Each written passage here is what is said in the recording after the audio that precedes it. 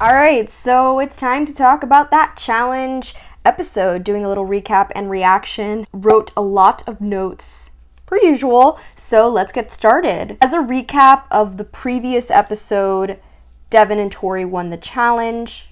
We know that Devin decided to pair up with Tori after he won his elimination round to get his red skull. In that episode, Fessy decided he wanted to get his red skull and go against Nelson, and he burned a lot of bridges in the process. He sent him home. Fessy stole Casey, and now we're on last night's episode. Fessy and Corey did indeed have words. Corey's pissed, and he wants revenge, and I don't blame him. Fessy kind of did Nelson dirty. And I understand there's only a certain amount of red skulls, and you want to get it done, and you want to do this for yourself, but there's better ways to go around it. Everyone was listening into that little, I'm not going to say it was a fight, but it was just these words being had. Everybody was listening in and sipping their tea very casually. I don't know what Fessy expected. Of course, people were going to be mad at him. I'm not sure what he thought was going to happen. He probably didn't even really think about it. He was probably just thinking of himself. He wanted that red skull, and he was going to do anything to get it. Fessy claims he would have lost a friend either way, because if Josh would have went in against Nelson instead of him, then, obviously one of them will go home. And this excuse does not fare well with anyone. Everybody's just like, you're a liar. You're just trying to justify it. Josh is, of course, upset because he wanted to go in and he feels robbed. He feels like Fessy was only thinking of himself.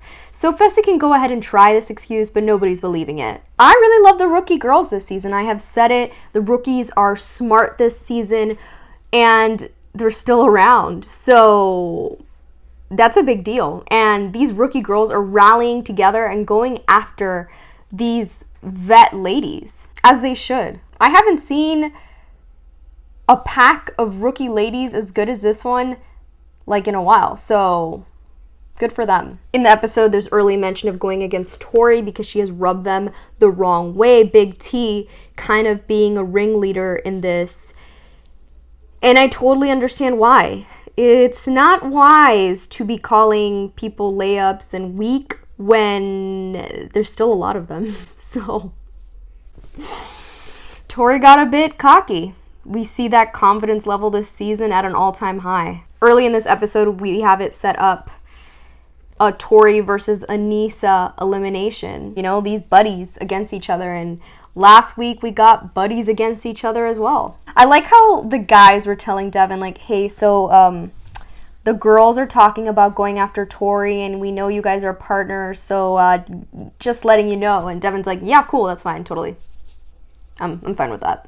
He obviously sees that even though Tori is a good competitor, there's way too much drama attached to her right now that it's just best to cut her loose. TJ revealed that Natalie has a personal matter going on. I'm not sure what it is, but considering the times that we're in, that's definitely rough, and nobody wants to go home because of a personal matter.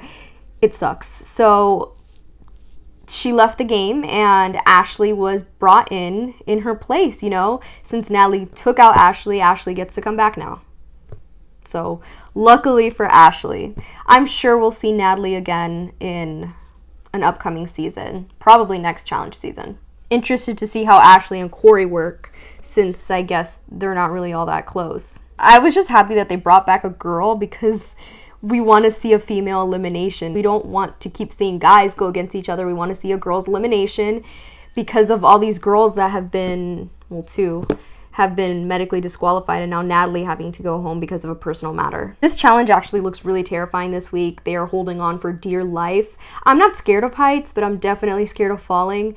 So that doesn't look appealing. You have to have a lot of trust in your partner. I know if my partner dropped me, I'd be so upset. So in the first heat, Jake killed it. He was the best in that heat, pulled out that rope real fast. He's not a big guy, but he is a rock climber, so that is definitely a huge advantage. Teresa got very lucky. I believe Leroy was next to pull it out the fastest, and then Nam. Devin let Tori fall. The funny thing is Tori actually thought Devin was trying. I guess he looked like he was trying, but they don't really have huge hopes in his physical abilities, so they were like, oh yeah, he's just not that strong. So Amber B fell, so did Anissa. Gabby eventually falls as well. Nam was struggling there for a bit to hold up Lolo.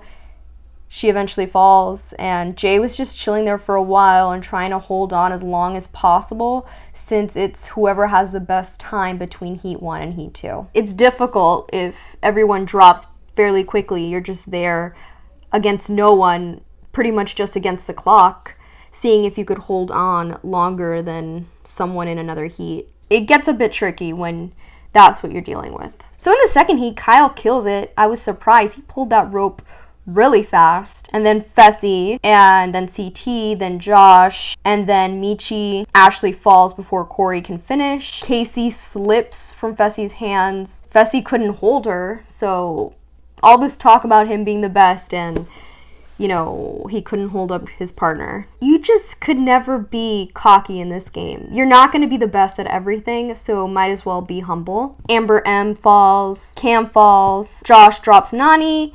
And CT and Big T are still holding on. They are the Heat 2 winners. It's no surprise to me that CT did so well, but Big T stayed calm and collected. So, yeah, obviously this type of challenge was made for CT. He's a beast. So between Jay and Teresa and CT and Big T, there was a 5-second difference, and CT and Big T won by 5 seconds, which is crazy. I was happy because now we get to see Big T put her plan to action. These rookie girls are likely gonna have their way, right? I love the CT and Big T partnership. I think they're so cute together and they work well together. It's funny when Big T gets some type of power. She's like a queen and she's just like, it's really funny to watch. She had her own VIP section and everybody was coming to talk to her, kissing her hand and bringing her stuff. It was all in good fun. Her conversation with Tori, I'm not sure what Tori was thinking. Just the wording and what she was saying just was not the right way to approach this. Big T was pretty disgusted with it. Tori said she wanted to vote in somebody that she thinks she could be. Then there's still a handful of girls that she thinks that she can beat. Amber M ended up confronting her about this because obviously Amber M is one of those girls that she wants to go against because she's smaller. We saw CT and Lolo building some type of alliance, some type of understanding. If Lolo wanted to go in, they said that they would give her that they would allow her to go in and they would vote her in if it's something that she wants. When it comes to the house vote, I love these short girls, these petite women really standing up for themselves and saying something. It's hard to be on the smaller side and being underestimated. Of course, they are rookies, so there is a sense of experience that you need, but still, I feel like even if you do have experience, if you just look not as physically capable, you're still going to be treated differently. I know that Tori and Anissa really used that experience card as an excuse as to why they were saying they wanted to go against rookie girls. But we all know like the real reason. You know, Tori wants to go against Amber M because she's smaller. She thinks she could beat her. So let's just leave it at that and not try to fight it. You just look way more guilty when you're talking a lot. Ashley was pretty much all of us when she said, okay, let's get this over with, guys. It's like, it's done, all right, like, let's just vote. So, I still think the whole voting thing is really funny and how they put their hand over that button, and everybody looks pretty funny doing it. Leroy burned a vote on himself because he didn't want Cam to go in. I thought that was funny. Corey voting Fessy, you know, that personal vendetta was funny as well. He's like, I don't care what everybody's doing, I'm voting Fessy. Ultimately, Anissa and Leroy were the house vote. Big T and CT decide not to go against Anissa and Leroy and not go into elimination. Lolo also does not go in, and they vote Tori and Devin. And it indeed is a girls' elimination, so Tori and Anissa, best buds, have to go against each other. Makes for a good show. Anissa is definitely underestimated. I feel bad for her every season because I feel like they don't really give her a lot of respect when she has won a lot of eliminations and has had to prove herself every season, even though she is a veteran. Fessy going on about how he wants Tori to win, and he's like, yeah, I know Anissa was my partner, but I just really want Tori to win. Yeah, we know why you want Tori to win. You want her to stay in that house for obvious reasons. Anissa was dominating in the beginning of this elimination. She really had a great head start. She's strong. Her crate fell over first and Tori was struggling there for a while. I'm sure it's extremely heavy, but that's why you should never get cocky, because it just looks bad. And karma. You can't be good at everything. You truly can't. Eventually, Tori was able to get her crate to fall over and the balls came out and she was able to take her shots. And Aneesa only had, I think, 3 left and was struggling to get the energy to get it done. And Tori was catching up quick, but it was a lot to make up. Eventually, Aneesa was able to get the last target and she won. Tori left very positive. I have to give her that. I don't think Tori's a bad person. Was she a bit too cocky this season? Yeah, it happens. And the rookies have the numbers, so you definitely did not want to cross them. Tori left telling everyone not to sleep in Aneesa, which I agree with. Don't sleep on Aneesa. Aneesa has her red skull. This was Aneesa's 10th elimination win. That's pretty impressive. So Aneesa got her pick as to her partner, and she chose to steal Fessy back. Why? I could see it from the perspective that, okay, you know what? I'm gonna get him back. I'm gonna torture him. Like, this is payback. But I think I have too much pride to do that. I'd be like, you don't deserve me. Like, screw you, basically. Like, I don't want to work with you anyway. But she chose to take him back. Fessy obviously wasn't happy about it. He does not want to be paired with her.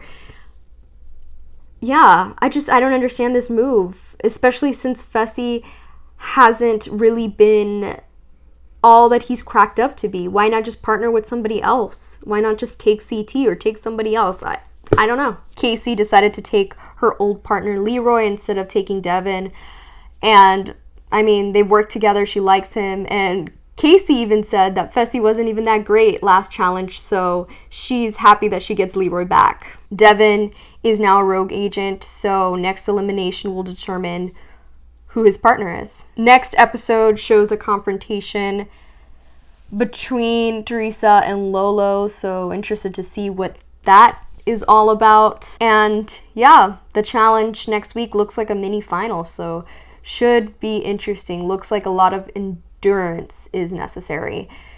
So yeah, that's my recap and reaction to this episode. Let me know your thoughts in the comment section, and don't forget to like and subscribe for more challenge content.